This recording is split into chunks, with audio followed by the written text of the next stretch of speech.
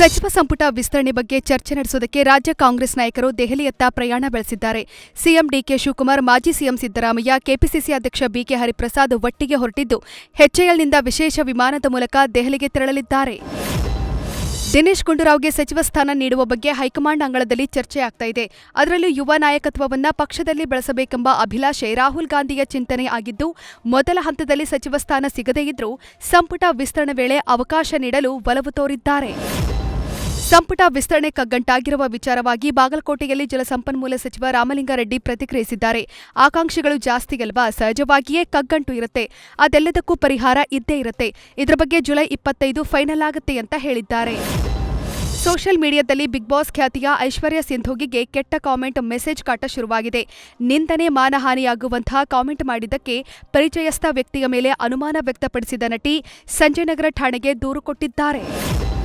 Bidadi township ಯೋಜನೆ ವಿರುದ್ಧ ರೈತರು ಹೋರಾಟ ಮುಂದುವರೆಸಿದ್ದಾರೆ. ರೈತರ ವಿರೋಧದ ನಡುವೆಯೂ 4 ಗ್ರಾಮಗಳ ರಾಜ್ಯ ಸರ್ಕಾರ ಅಂತಿಮ ಅಧಿಸೂಚನೆ ಹೊರಡಿಸಿದೆ.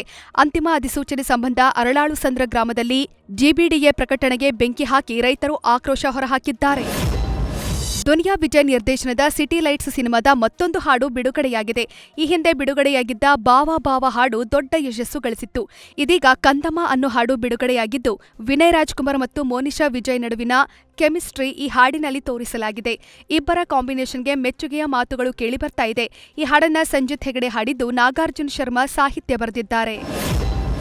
ಡಿವೈನ್ ಸ್ಟಾರ್ ರಿಷಬ್ ಶೆಟ್ಟಿ ಸದ್ಯಕ್ಕೆ ಜೈ ಹನುಮಾನ್ ಸಿನಿಮಾದ ಶೂಟಿಂಗ್ನಲ್ಲಿ ಬ್ಯುಸಿಯಾಗಿದ್ದು, ಈ ಸಿನಿಮಾ ಕಂಪ್ಲೀಟ್ ಆದ ಬೆನ್ನಲ್ಲೇ ಛತ್ರಪತಿ ಶಿವಾಜಿ ಮಹಾರಾಜ್ ಸಿನಿಮಾದ ಚಿತ್ರೀಕರಣ ಶುರುವಾಗಲಿದೆ. ಈ ಸಿನಿಮಾದ ಪ್ರೀ ಪ್ರೊಡಕ್ಷನ್ ಈಗಾಗಲೇ ಆರಂಭವಾಗಿದ್ದು, ಚಿತ್ರೀಕರಣಕ್ಕಾಗಿ ಸಕಲ ಸಿದ್ಧತೆ ನಡೆಸಲಾಗ್ತಾ ಇದೆ.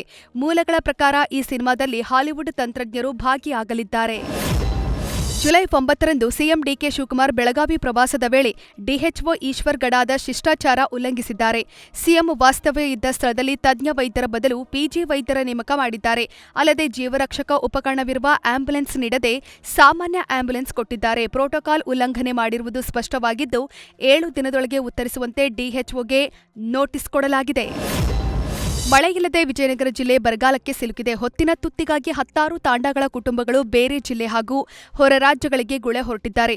ಮನೆಗೆ ಬೀಗ ಹಾಕಿ ಟ್ರ್ಯಾಕ್ಟರ್, ಲಾರಿಯಲ್ಲಿ ಗಂಟು ಮೂಟೆ ಕಟ್ಟಿಕೊಂಡು ತಾಂಡ ನಿವಾಸಿಗಳು ಊರು ಬಿಡುತ್ತಿದ್ದಾರೆ. ರೈತನಿಗೆ ನಕಲಿ ಬದನೆ ಸಸಿ ವಿತರಣೆ ಮಾಡಿದ್ದು, ಫಸಲು ಬರದೆ ಅನ್ನದಾತ ಸಂಕಷ್ಟಕ್ಕೆ ಸಿಲುಕಿದ್ದಾನೆ. ಬೀದರ್ ತಾಲೂಕಿನ ಮನ್ನಳ್ಳಿ ಗ್ರಾಮದ ರೈತ ರವಿಕುಮಾರ್ 2 ಎಕರೆಗೆ 1.5 ಲಕ್ಷ ರೂಪಾಯಿ ಮಾಡಿ ಬದನೆ ಹಾಕಿದ್ರು. ಆದ್ರೆ ಎದೆ ಎತ್ತರಕ್ಕೆ ಬದನೆ ಗಿಡ ಬೆಳೆದ್ರೂ ಇನ್ನೂ ಹೂವು ಕಾಯಿ ಬಿಟ್ಟಿಲ್ಲ. ಹೀಗಾಗಿ ಅನ್ನದಾತ ಕಂಗಾಲಾಗಿದ್ದಾನೆ.